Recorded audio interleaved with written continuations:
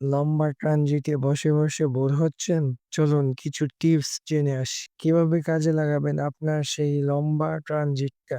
প্রথমে ফ্রেশ হয়ে নিন। এয়ারপোর্টের ফ্রি রেস্ট এরিয়া বা শাওয়ার রুম ব্যবহার করতে পারেন, যা কোনো খরচ লাগবে না। যদি আপনার বই পড়তে ভালো লাগে, অবশ্যই সাথে একটা বই রাখুন। এই সময়ে বই পড়লে আপনার সময়টা কাজে লাগাতে পারবেন। লোকাল খাবার ট্রাই করুন। এয়ারপোর্টের ফুড কোর্ট ঘুরে ঘুরে দেখতে পারেন এবং নতুন নতুন খাবার ট্রাই করতে পারেন। সম্পূর্ণ এয়ারপোর্টটি ঘুরে দেখতে পারেন, যা আপনার নতুন অভিজ্ঞতা সঞ্চার হবে। ফ্রি ওয়াইফাই ব্যবহার করুন।